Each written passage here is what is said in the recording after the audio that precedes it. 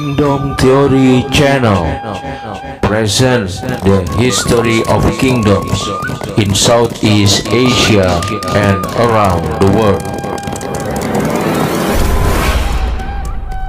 Halo pemirsa, welcome to my channel.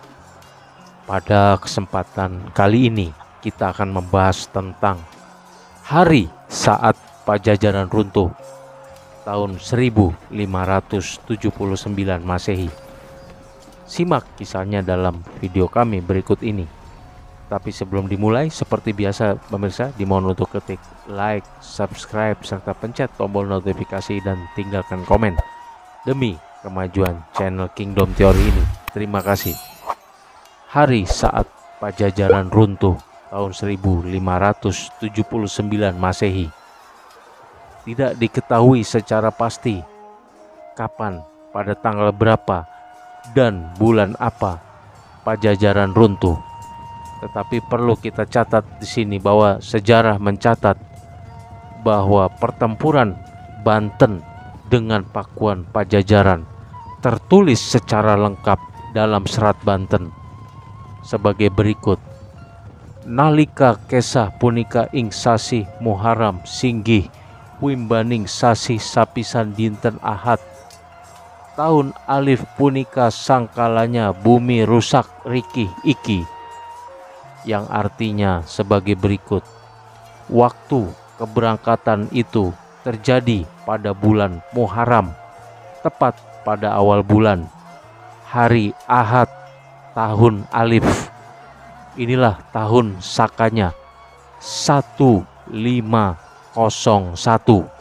Jadi itu adalah kira-kira tanggal di mana Pajajaran runtuh, karena ini dicatat dalam Serat Banten mengenai keberangkatan pasukan Banten dalam melaksanakan penyerangan ke Pakuan Pajajaran, yaitu terjadi tepatnya pada bulan Muharram, tepat pada awal bulan, hari Ahad, tahun alif. Inilah tahun sakanya 1501. Perlu diteliti lagi pemirsa untuk tanggal Masehinya. Diketahui bahwa penyerangan Banten ke Pajajaran tercatat ada 3 gelombang besar. Pertama yaitu pada masa pemerintahan Ratu Dewata Buana sekitar tahun 1535 Masehi hingga 1543 Masehi, yang dikisahkan datangna bencana musuh ganal tambuh sangkana prangrang di Buruan Ageng pejah tohaan Ratu Sarendet jeung tohaan Ratu Sangiang, yang artinya adalah sebagai berikut. Datang serangan pasukan yang tidak diketahui asal usulnya. Perang terjadi di alun-alun Pajajaran. Gugur 2 panglima Pajajaran yang bernama Tohaan Ratu Sarendet dan Tohaan Ratu Sangiang. Ini adalah panglima, kalau di zaman sekarang mungkin panglimanya Pajajaran ataupun pembesar ya, keluarga bangsawan Pajajaran. Yang serangan kedua terjadi pada era pemerintahan Prabu Nilakendra sekitar tahun 1551 Masehi hingga 1567 Masehi, yang dikisahkan sebagai berikut.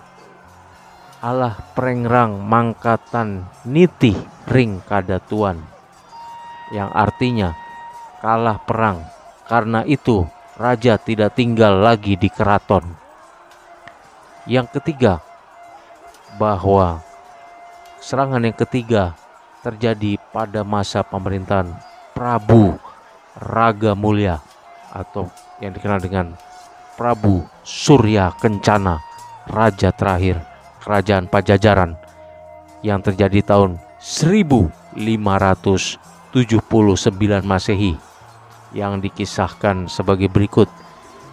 Tembe datang na prebeda buana alit sumurup ingganal metu sangharati selam, yang artinya, ini bahasa Sunda kuno mungkin ya, yang artinya mulailah datang perubahan, budi tenggelam.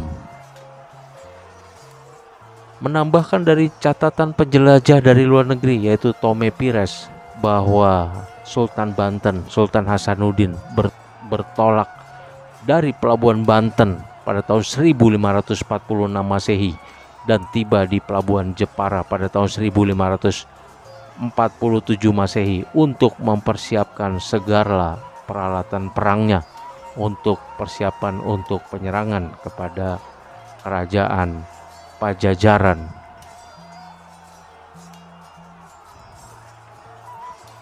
Kemudian pada masa Prabu Nilakendra, Pajajaran berada di ambang kehancurannya.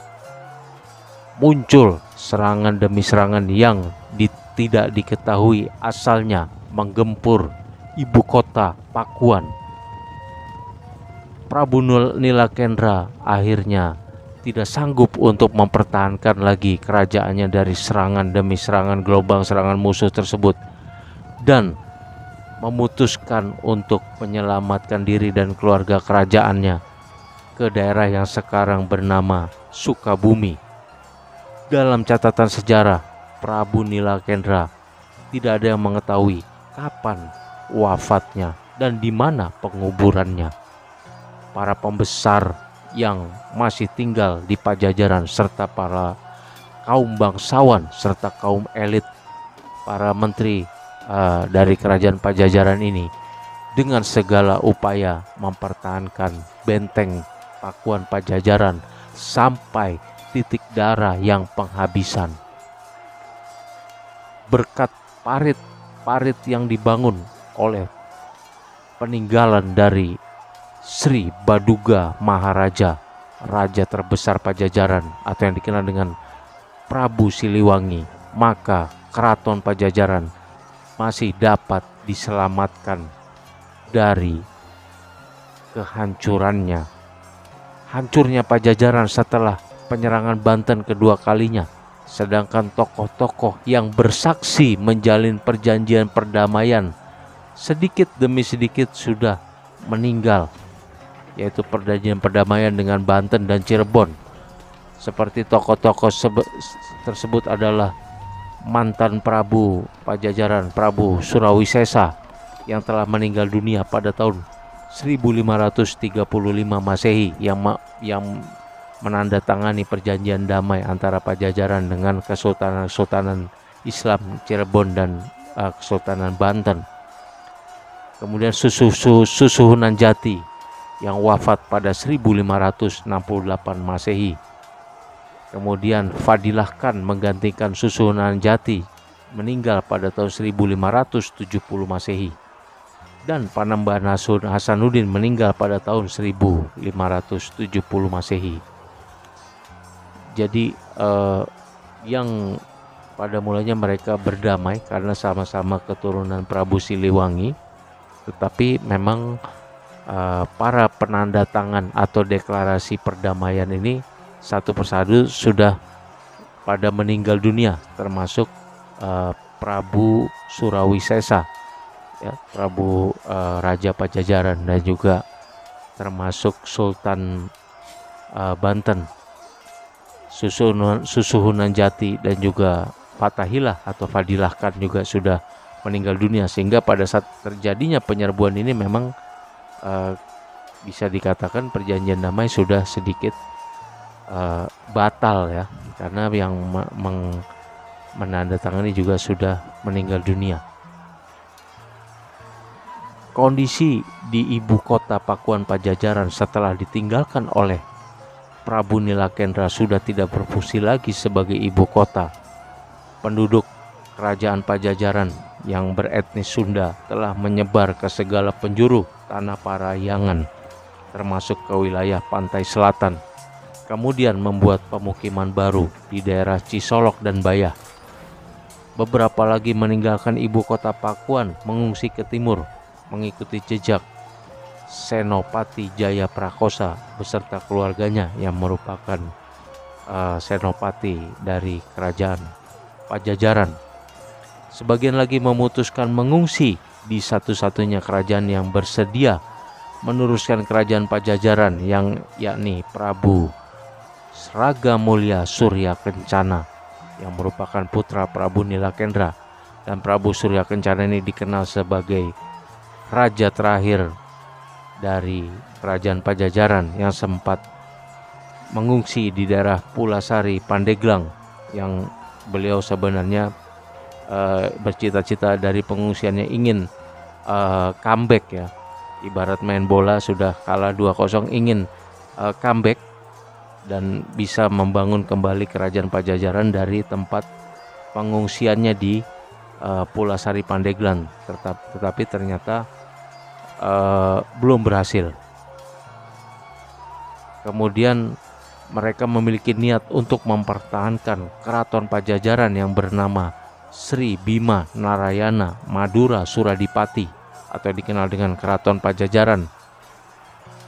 Walaupun memang di keraton saat itu sudah kosong ya, sudah tidak ada raja yang bertahta karena sudah mengungsi. Tapi sebagian yang bertahan tetap ingin mempertahankan Keraton Sri Bima Narayana Madura Suradipati beserta dengan benteng-bentengnya. Prabu Raga Mulya Surya Kencana sebagai raja terakhir Pajajaran seperti sudah memiliki firasat bahwa kerajaannya akan berakhir dan dia akhirnya mengungsi ke Pulasari, Pandeglang. Mungkin hal ini berdasarkan perjalanan spiritualnya. Jadi memang Prabu Surya Kencana ini sudah seperti mendapatkan firasat bahwa beliau akan menjadi raja yang terakhir dari Raja Pajajaran. Dan sejarah telah mencatat bahwa akhirnya Prabu Surya Kencana meninggal di tangan pasukan Maulana Yusuf dalam pelariannya di daerah Pulasari, Pandeglang. Apabila menengok sejarah versi Kesultanan Banten, kehancuran Pakuan Pajajaran atau kehancuran kerajaan Pajajaran ini dikarenakan adanya pengkhianatan dari orang-orang dalam Pajajaran sendiri atau orang dalam yang barisan sakit hati. Karena pengkhianatan ini didasari oleh orang-orang yang tidak mendapatkan jabatan pada saat di Keraton Pajajaran, di mana kebetulan orang-orang yang sakitan ini saat itu bertugas sebagai penjaga gerbang dari benteng-benteng Pakuan Pajajaran. Dan saat Banten menyerang, mereka malah membukakan pintu utama dari benteng-benteng tersebut, hingga seluruh pasukan Banten dapat masuk ke dalam ibu kota Pakuan secara leluasa. Pakuan sebagai ibu kota kerajaan Pajajaran akhirnya hancur lebur dan kalang kabut, tidak bisa memberikan perlawanan. Setelah menggempur Pakuan, Kesultanan Banten kemudian melancarkan serangan ke Pulasari sebagai benteng terakhir dari raja terakhir Pajajaran, yaitu Prabu Raga Mulya Surya Kencana yang beserta pengikutnya bertahan sampai titik darah yang penghabisan di sana. Akhirnya mereka tidak dapat menyerbu serangan-serangan dari pasukan Kesultanan Banten, dan akhirnya Prabu Raga Mulya Surya Kencana beserta para pengikut-pengikutnya yang terakhir akhirnya gugur di Pulasari, Pandeglang. Setelah itu sisa-sisa dari rakyat Pakuan Pajajaran maupun para pembesar maupun para kaum bangsawan yang lainnya yang masih tersisa di Pakuan dan di daerah-daerah lain ini diberikan dua opsi oleh Kesultanan Banten. Yang pertama, bahwa pembesar kerajaan istana bersedia masuk Islam. Apabila masuk agama Islam akan dijaga keberadaan dan martabatnya, serta masih diperbolehkan menggunakan gelar kebangsawanannya seperti untuk pangeran atau princess ya, putri, dan juga yang panglima juga masih diberikan hak-haknya oleh Kesultanan Banten, baik itu hak dalam hak tempat tinggal yang layak maupun hak untuk menggunakan gelar-gelar kerajaan atau gelar-gelar kebangsawanan di keratonnya masing-masing. Kedua, bagi para keluarga bangsawan maupun para rakyat biasa yang belum bersedia memeluk agama Islam, maka harus keluar dari keraton dan ibu kota Pajajaran, dan telah disediakan tempat di daerah Banten, ya, di wilayah Cibeo sekarang. Akhirnya dari perundingan ini, sebagian besar penduduk Pakuan memilih opsi yang pertama, yaitu memeluk agama Islam dan tetap menjadi bangsawan maupun rakyat di ibu kota Pakuan, Pajajaran. Sejarah mencatat ada pasukan kawal istana Pakuan Pajajaran yang panglimanya berjumlah sedikitnya berjumlah 100 orang, ya, dengan pasukan 100 orang dengan para panglimanya ini juga ternyata mereka tidak bersedia masuk agama Islam dan memilih opsi kedua, yaitu keluar dari keraton dan kemudian tinggal di wilayah yang sudah disiapkan oleh Kesultanan Banten sebagai pemenang perang, yaitu di wilayah Banten, ya, di wilayah Cibeo, dekat Cibeo sekarang, pedalaman Banten. Nah, ini para pasukan kawal istana yang mungkin zaman sekarang adalah pas pampresnya dari Prabu Siliwangi atau raja-raja Pajajaran ini. Mereka memilih untuk belum tergerak hatinya untuk memeluk agama Islam dan memilih untuk bermukim di Sunda pedalaman. Dan inilah mereka menjadi cikal bakal penduduk Baduy yang sampai hari ini masih menjaga tradisi nenek moyangnya. Demikian bukan kata saya, tapi dari buku yang berjudul Hitam Putih Kerajaan Pajajaran, dari kejayaan hingga keruntuhan kerajaan Pajajaran, karangan Ferry Taufik El Jakwene. Demikianlah pemirsa, bahasan kita kali ini tentang hari saat Pajajaran runtuh tahun 1579 Masehi. Sebelum diakhiri, dimohon untuk ketik like, subscribe, serta pencet tombol notifikasi dan tinggalkan komen demi kemajuan channel Kingdom Theory ini. Terima kasih pemirsa. Terima kasih atas perhatiannya. See you on my next video. Terima kasih.